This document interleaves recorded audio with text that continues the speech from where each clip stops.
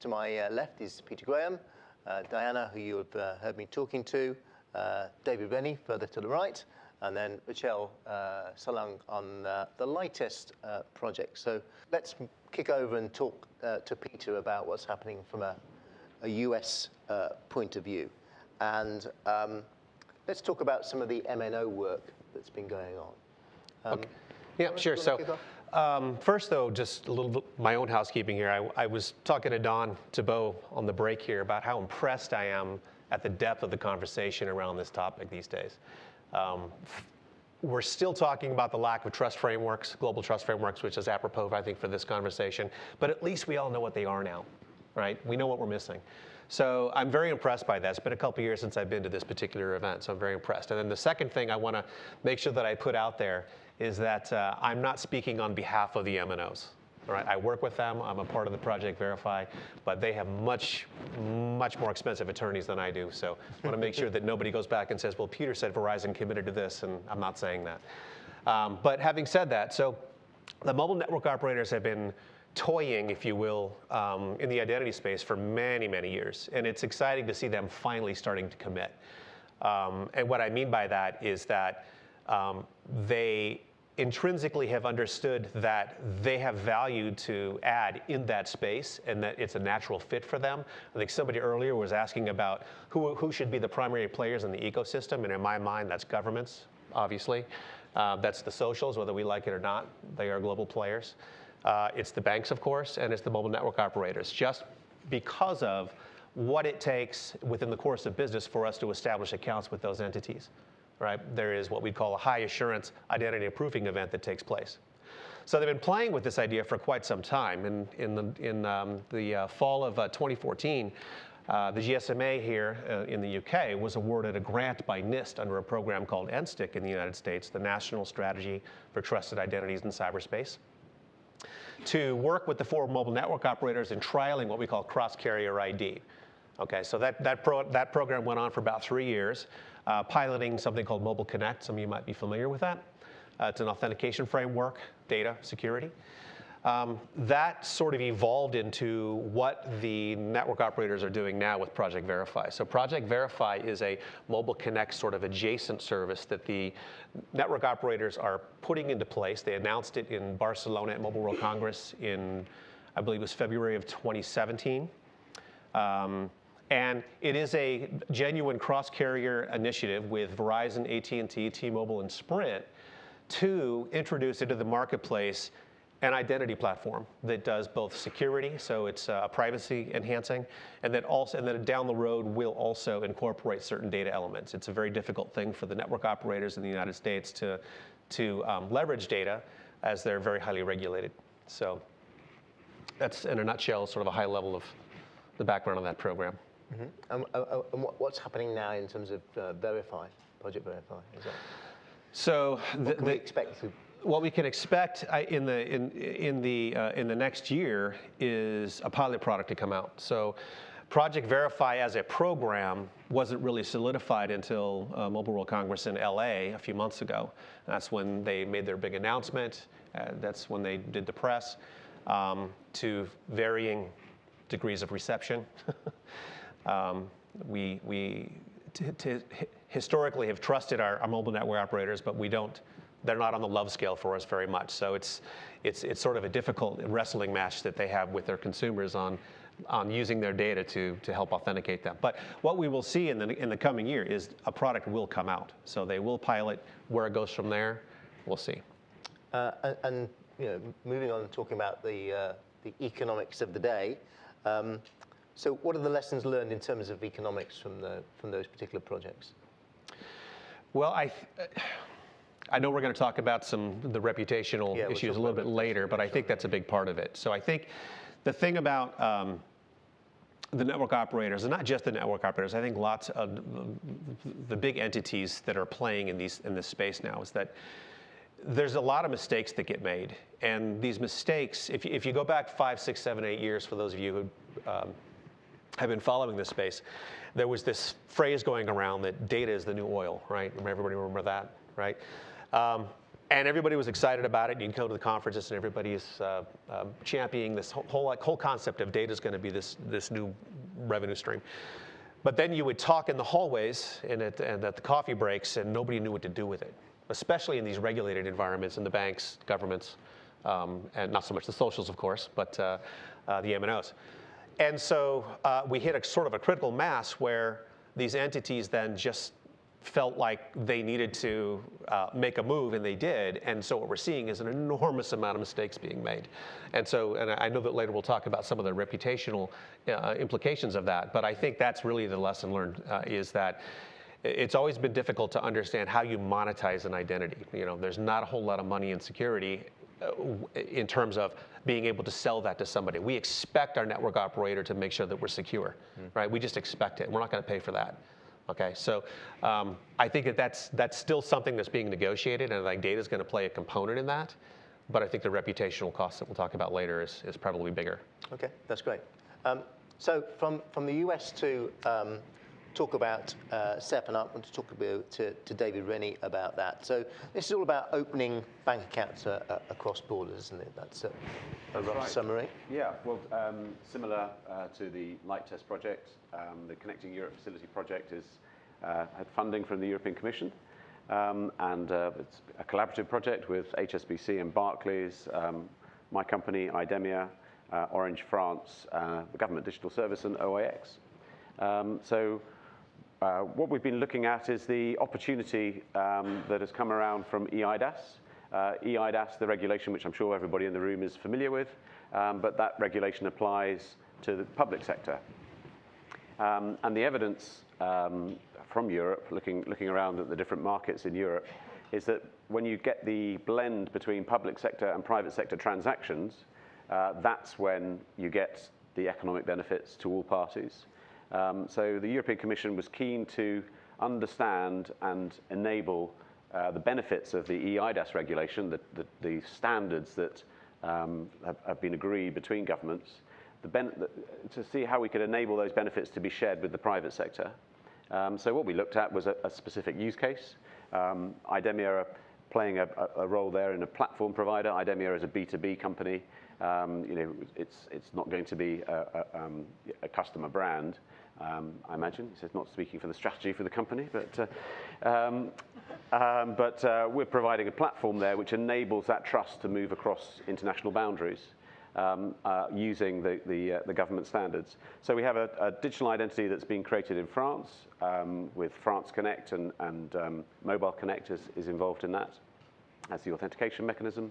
And then the French customer is then able to use that seamlessly and in real time to open an account in the UK with the bank.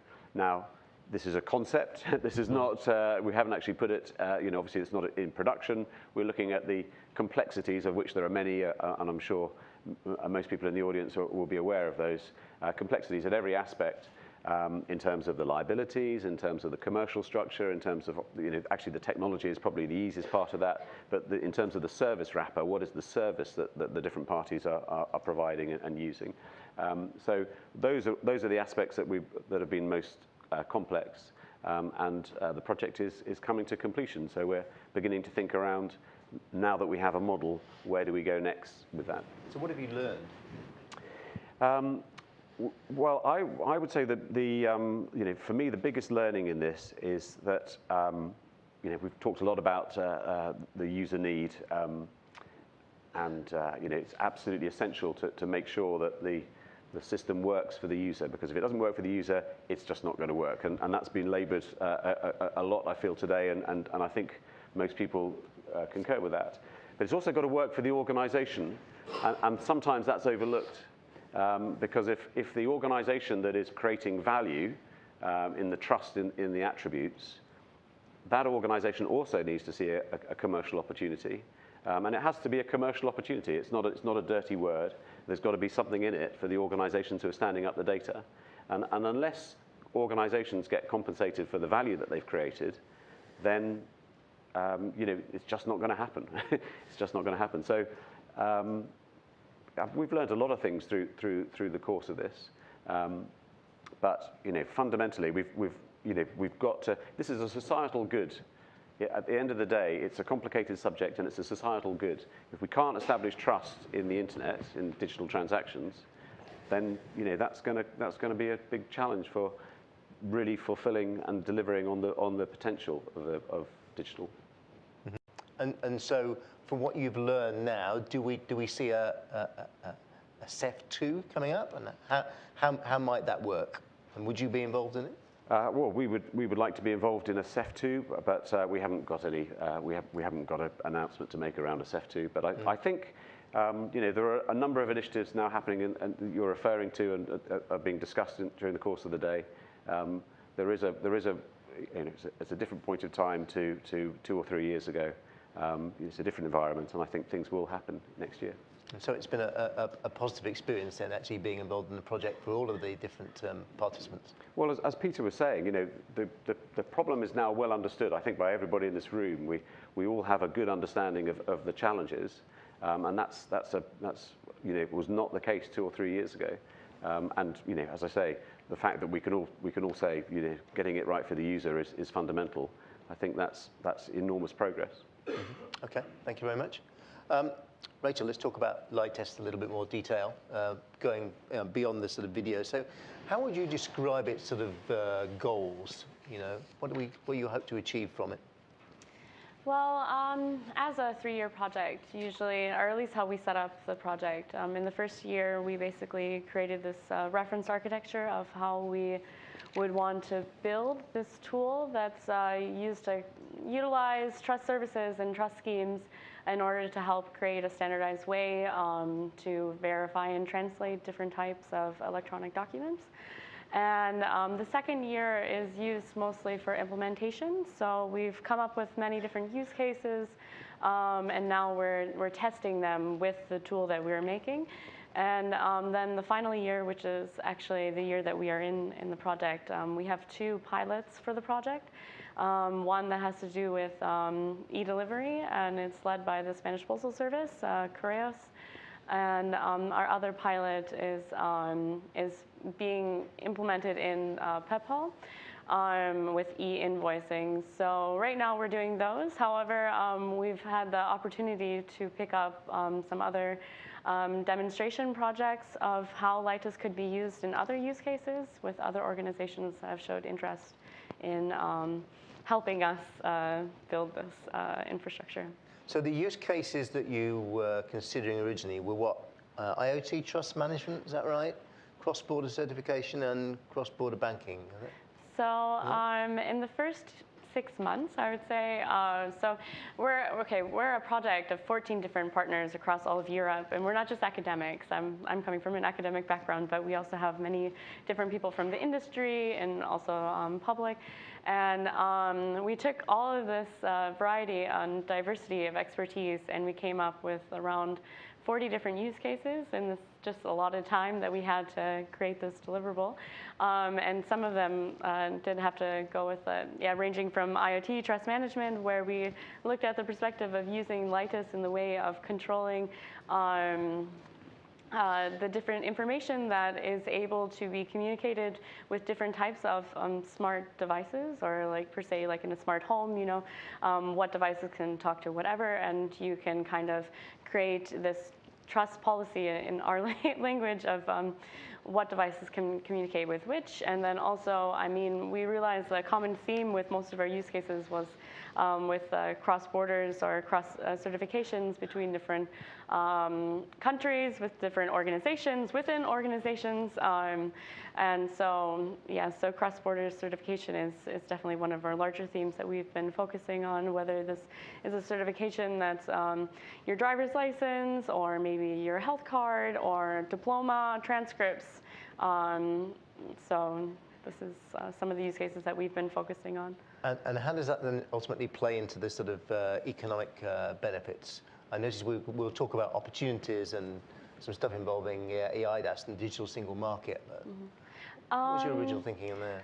So now we're coming to the point of the project where we're trying to start to think a little bit more general and in a larger perspective. And we've actually started the process of like exploring who our stakeholders are, how the different like infrastructure would be implemented, and according to who would be responsible for what parts of this infrastructure. And in this process, we've also come to the conclusion, or we've been discussing at least the economic benefits of, basically we see Leitus as being, or this kind of infrastructure being, a tool that would come to the conclusion of cost avoidance or cost reduction. So in automizing these kind of verifications or translations of these certificates or these electronic documents, this helps to reduce the cost of these bureaucratic costs that you would have. So this is one of our main channels that we are exploring in the sense of economic benefits. And I suppose EIDAS and the digital single market gives us some quite interesting numbers, doesn't it? As far as yeah, for sure. 12 million citizens, 70 million a year m-commerce customers, 260 million e-registered deliveries a year, those sorts of figures. Yeah, no, definitely. I mean, yeah, we are a European Union funded project. However, one of our main themes that was also within our project proposal is that we want to also explore outside of Europe, but we already have very impressive numbers of what markets would be affected within Europe. So, I mean, we're also exploring the opportunities outside of Europe as well. But as you just mentioned, the market is quite, has a lot of potential also within Europe. I mean, we've talked about Europe. Let's talk a little bit about Asia, and let's talk about Singapore and what you're sort of seeing in that sort of space in terms of sort of cross-border and some of the work that HSBC is doing in that area. Can you talk about some of those areas? Yeah, absolutely. In Asia, currently, none of the projects that are ongoing or use cases are cross-border. We are, as David mentioned, participating in the CEF pilot. And of course, we see an enormous opportunity for our international customer base to benefit from the frameworks that can potentially be set up to allow for identity usage across borders. Looking at Singapore, I think actually looking at all the examples across Asia, we can draw important lessons from each of those that can be applicable to any other identity project that we're looking at. Firstly, the Monetary Authority of Singapore had looked at the possibility of creating a KYC sharing between banks for their corporate customers. This was recently put on hold due to the costs, which had exceeded expectations. And I think that speaks to David's earlier point on the need for the commercial reality behind these projects and an understanding of that, and it has to work for the parties involved in that sense. On the retail side in Singapore, we are using the government-issued ID MyInfo as part of our credit card onboarding process. This allows for pre-population of forms, and it makes the customer journey much easier and in a way that we can trust, being a government-issued ID. And there it shows how the government initiatives can very much support the private sector use cases, should that be in place, and something that is digital first and to the level of assurance that is required for financial services. Another interesting example would be in India with Aadhaar, which we were using for one of our journeys in the retail bank. However, many of you would have obviously seen the Supreme Court recently ruled against the commercial use cases of that system, and the concerns there were around privacy, which goes back to what I spoke to before, and how that is a very real concern and something that needs to be within consideration for both government and private sector use cases. Okay, that's fine. Just one thing that we want to talk about beforehand is reputation in terms of costs, and you were telling me about this. This is an interesting area, so let's just spend a minute talking about that. Well, I think especially in the United States, we're seeing a lot of that, right? So companies are really fumbling. You know, if you look at it, you turn on the news on any particular day, you'll see Google, you'll see Facebook, you'll see Wells Fargo, you'll see the M&Os in the news for all the wrong reasons, because they're making mistakes with data. And in the business world, we tend to think of economics in terms of either increasing revenues or reducing costs, and that's the end of it. But that isn't the end of it, because the reputational costs are absolutely drastic. While I was at Verizon, we commissioned a study to take a look at that as we were getting involved in the data space, and discovered that we could lose 10% of our subscriber base overnight by making a mistake. Now think about that for a second with a $130 billion a year company. That's a big problem. Right? So it's difficult, I think, to get companies like that to innovate in this space because of that, because there's that fear. Because I know if I'm a mobile network operator that if I put up a tower and put some cable in the ground, how that's going to translate into my bottom line, right? So I think that again, going back to lessons learned and the kinds of things that the MNOs I think are learning as a result of these activities are those things. They have a lot to risk in terms of their brand. Okay, that's great. Any other questions from the floor before we move on to Slido questions? I'll tell you what, let's just go. Oh, there's one in the middle there. Well, this is across borders, and Asia was briefly mentioned, but it seems to me that the government that's probably most advanced in the implementation of digital identity is the government of China.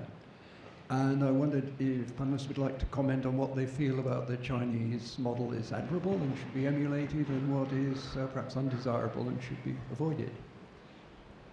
Who'd like to take that question?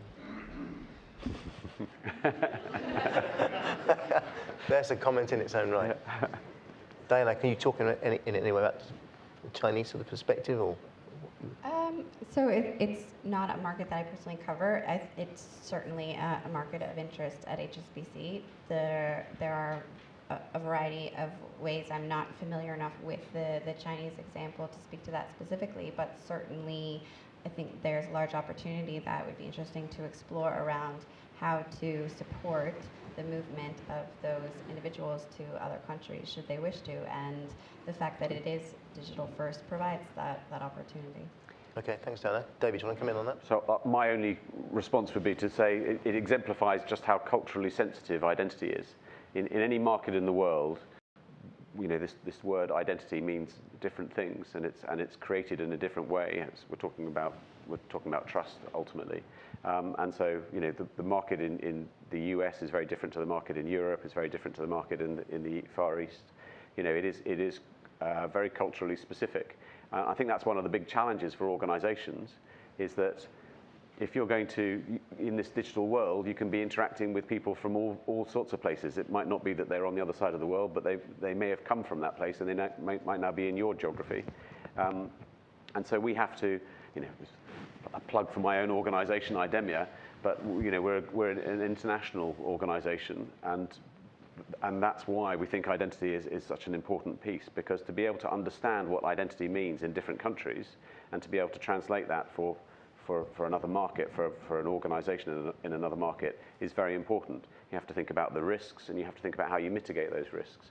So that is, that's going to be different for every type of identity that we've got. There's a question here on Slido. Yeah, will ID become a geopolitical competition? Chinese companies implementing many ID systems in Africa, displacing the European firms, brackets, e.g. IDEMIA. There we go. I think that's aimed at me, Can we isn't have it? a geopolitical competition in? Yeah, I mean, look, it'd be great if we had geopolitical competition, but things would move so quickly, wouldn't they? I mean, we've been having economics of identity conferences for quite some while. It's a complicated subject. I mean, and the one, as I go back to my point earlier, it's a societal need. And in Western Europe, we have a particular culture and a way of thinking about it. And absolutely, if it's a numbers game, and if a large culture, I mean, we've seen that on the sort of west coast of America. Essentially, the big San Francisco-based organizations are the dominant players in identity at the moment. And I'm not saying that's always going to be the way, but the volumes are important in this space. So it's if we want to have a different cultural approach to that, then we need to work together to deliver that. Yeah, I don't think competition is the right word. I think co-opetition is the right word, right? Because if you look at, like, the question earlier about, is the Chinese model the one is that the one that we should be following? The answer is, we can't, right? Because it's a completely different environment, right? The Chinese government decides what identity is going to be in China, right? In the United States, for better or for worse, the American people are extremely distrustful of their government. Go ahead. It would never work, right? The United States government can't even hint at something that's a national ID. It wouldn't work. There'd be revolt in the streets. So the idea is not that we should be following their model. The idea is, how does our model interact with theirs? And that's where these trust frameworks come in, right? So that I can assert myself when I'm in China in such a way that's going to be acceptable to both the Chinese and the Americans. Okay, Diana, there's a question for you here. Do HSBC feel there's any potential for international collaboration between the banks to develop digital ID schemes along the lines of the bank ID? I mean, certainly collaboration is at the heart of our work moving forward in an increasingly digital world, where we're looking at ecosystem models and how we can support that. I think open banking here in the UK is a great example of that, of how we can come together to create standards and systems of which banks are all working together. And we are also involved with the TISA project, which is here in the UK, looking at bank KYC sharing, or financial services actually more broadly. Doing that on an international scale, of course, there's an additional complexity there. There's probably enough complexity just within one country. It would be fantastic to see how we can expand those further in an increasingly global landscape. And really there, again, as with local frameworks, the devil is in the details of developing those liability models, those trust frameworks. And the tech, I think we're pretty much there. That's great, thank you. Okay, so are there any other apps such as comms, delegation, low-value e-cash payments which are fundamental and should be native to a good identity system?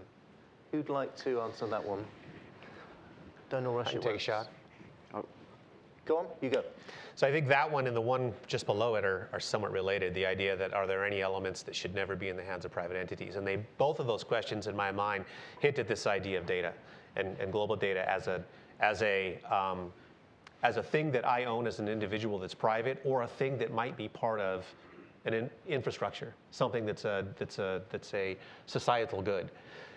I would argue that for every application, for this good identity system to exist, that it isn't so much that individuals and consumers and citizens are worried about data privacy per se.